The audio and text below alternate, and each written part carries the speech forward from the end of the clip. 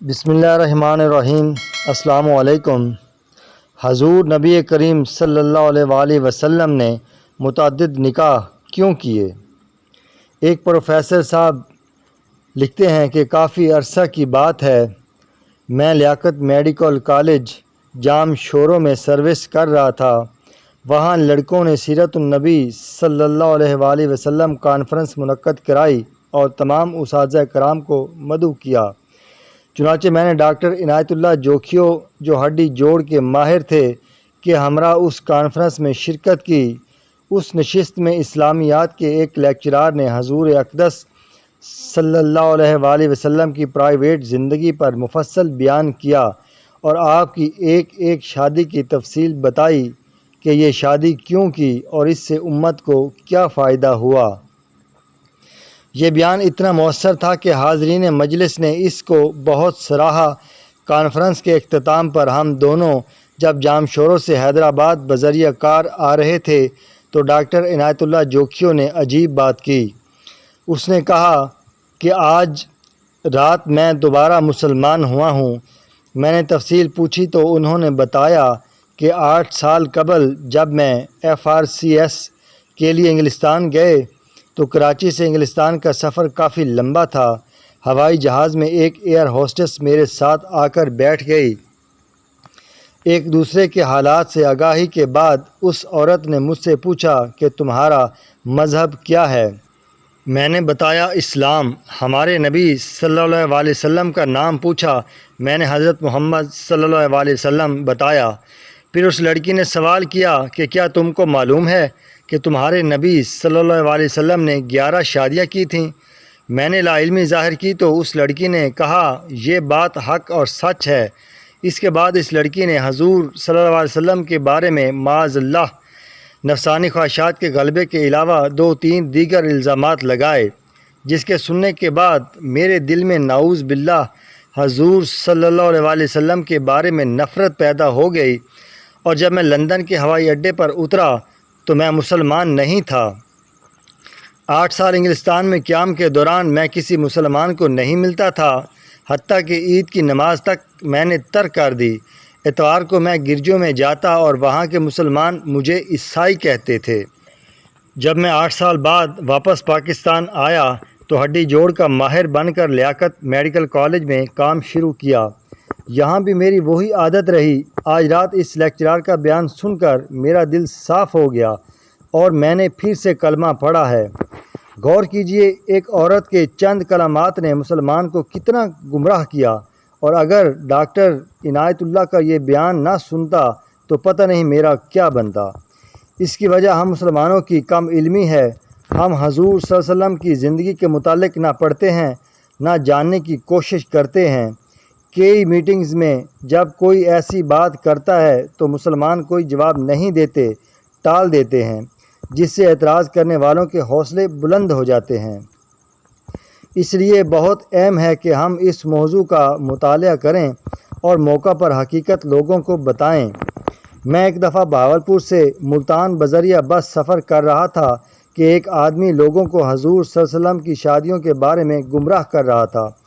میں نے اس سے بات شروع کی تو وہ چپ ہو گیا اور باقی لوگ بھی ادھر ادھر ہو گئے۔ لوگوں نے حضور صلی اللہ علیہ وسلم کی عزت و ناموس کی خاطر جانیں قربان کی ہیں۔ کیا ہمارے پاس اتنا وقت نہیں کہ ہم اس موضوع کے چیدہ نکات کو یاد کر لیں اور موقع پر لوگوں کو بتائیں؟ اس بات کا احساس مجھے ایک دوست ڈاکٹر نے دلایا جو انگلستان میں ہوتے ہیں اور یہاں ایک قافلے کے ساتھ آئے تھے۔ انگلستان میں ڈاکٹر صاحب کے کافی دوست دوسرے مذاہب سے تعلق رکھتے تھے۔ وہ ان کو اس موضوع پر صحیح معلومات فراہم کرتے رہتے ہیں۔ انہوں نے چیدہ نکات بتائے جو میں پیش خدمت کر رہا ہوں۔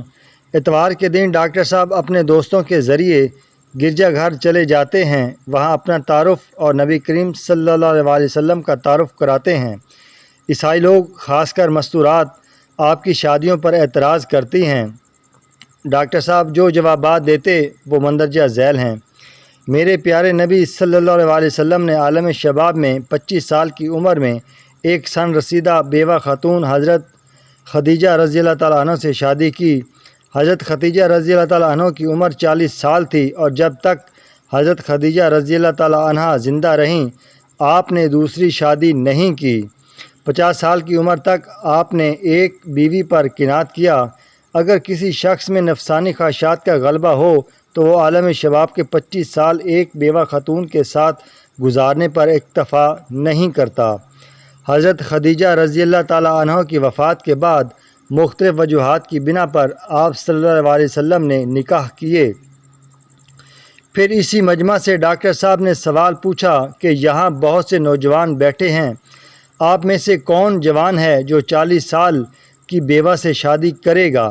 سب خاموش رہے۔ ڈاکٹر صاحب نے ان کو بتایا کہ نبی کریم صلی اللہ علیہ وآلہ وسلم نے یہ کیا ہے۔ پھر ڈاکٹر صاحب نے سب کو بتایا کہ جو 11 شادیاں آپ صلی اللہ علیہ وسلم نے کی ہیں سوائے ایک کے باقی سب بیوگان تھیں۔ یہ سن کر سب حیران ہوئے۔ پھر مجمع کو بتایا کہ جنگ احد میں 70 صحابہ رضی اللہ تعالیٰ عنہم شہید ہوئے، نصف سے زیادہ گھرانے بے آسرا ہو گئے، بیوگان اور یتیموں کا کوئی سہارا نہ رہا۔ اس مسئلے کو حل کرنے کے لیے نبی کریم صلی اللہ علیہ وآلہ وسلم اپنے صحابہ رضی اللہ تعالیٰ عنہم کو بیوگان سے شادی کرنے کو کہا۔ لوگوں کو ترغیب دینے کے لیے آپ صلی اللہ علیہ وسلم نے حضرت سودا رضی اللہ تعالیٰ عنہ، حضرت ام سلمہ رضی اللہ تعالیٰ عنہ اور حضرت زینب بنت خزیمہ رضی اللہ تعالیٰ عنہ سے مختلف اوقات میں نکاح کیے۔ آپ کو دیکھا دیکھی صحابہ کرام رضی اللہ تعالیٰ عنہم نے بیوگان سے شادیاں کیں، جس کی وجہ سے بے آسرا خواتین کے گھر آباد ہو گئے۔ عربوں میں کثرت ازواج کا رواج تھا۔ دوسرے شادی کے ذریعے قبائل کو قریب لانا اور اسلام کے فروغ کا مقصد آپ صلی اللہ علیہ وسلم کے پیش نظر تھا۔ ڈاکٹر صاحب نے بتایا کہ عربوں میں دستور تھا کہ جو شخص ان کا داماد بن جاتا اس کے خلاف جنگ کرنا اپنی عزت کے خلاف سمجھتے۔ ابو سفیان رضی اللہ تعالیٰ عنہ اسلام لانے سے پہلے حضور صلی اللہ علیہ وسلم کے شدید ترین مخالف تھے، مگر جب ان کی بیٹی ام حبیبہ رضی اللہ تعالیٰ عنہ سے حضور صلی اللہ علیہ وسلم کا نکاح ہوا تو یہ دشمنی کم ہو گئی۔ ہوا یہ کہ ام حبیبہ رضی اللہ تعالیٰ عنہ شروع میں مسلمان ہو کر اپنے مسلمان شوہر کے ساتھ حبشہ ہجرت کر گئیں، وہاں ان کا خامند نصرانی ہو گیا۔ حضرت ام حبیبہ رضی اللہ تعالیٰ عنہ نے اس سے علیحدگی اختیار کی اور بہت مشکلات سے گھر پہنچیں۔ حضور صلی اللہ علیہ وسلم نے ان کی دل جوئی فرمائی اور بادشاہ حبشہ کے ذریعے ان سے نکاح کیا۔ حضرت جویریہ رضی اللہ تعالیٰ عنہ کا والد قبیلہ مستلق کا سردار تھا۔ یہ قبیلہ مکہ مکرمہ اور مدینہ منورہ کے درمیان رہتا تھا۔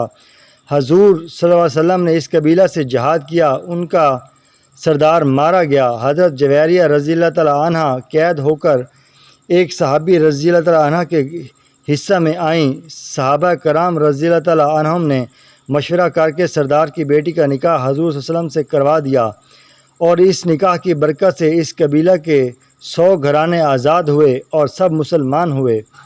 خیبر کی لڑائی میں یہودی سردار کی بیٹی حضرت صفیہ رضی اللہ تعالیٰ عنہ قید ہو کر ایک صحابی رضی اللہ تعالیٰ عنہ کے حصے میں آئیں۔ صحابہ کرام رضی اللہ تعالیٰ عنہ نے مشورے سے ان کا نکاح حضور اکرم صلی اللہ علیہ وسلم سے کرا دیا۔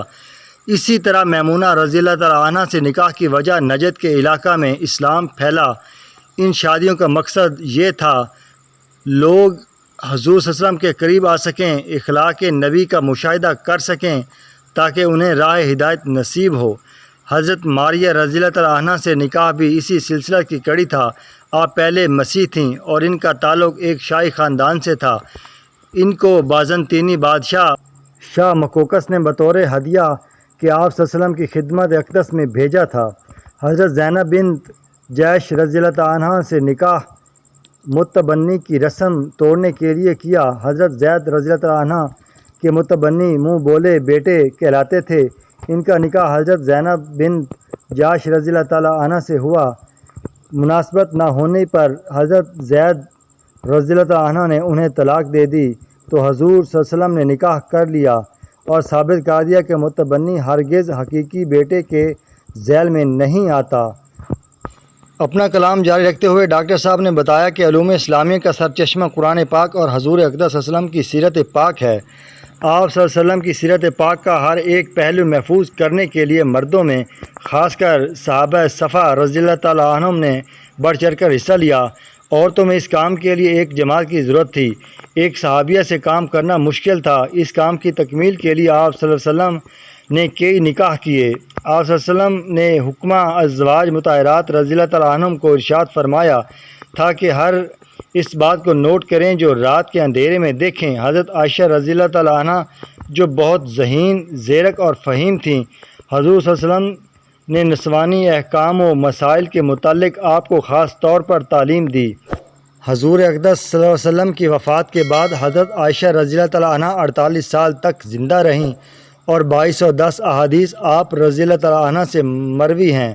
صحابہ کرام رضی اللہ تعالیٰ علیہم اجمعین فرماتے ہیں کہ جب کسی مسئلے میں شک ہوتا تو حضرت عائشہ رضی اللہ تعالیٰ عنہ کو اس کا علم ہوتا۔ اسی طرح حضرت ام سلمہ رضی اللہ تعالیٰ عنہ کی روایات کی تعداد 368 ہے۔ ان حالات سے ظاہر ہوا کہ ازواج مطہرات رضی اللہ تعالیٰ عنہم کے گھر عورتوں کی دینی درسگاہیں تھیں، کیونکہ یہ تعلیم قیامت تک کے لیے تھیں اور ساری دنیا کے لیے تھیں اور ذرائع ابلاغ محدود تھے، اس لیے کتنا جان فشانی سے یہ کام کیا گیا ہوگا اس کا اندازہ آج نہیں لگایا جا سکتا۔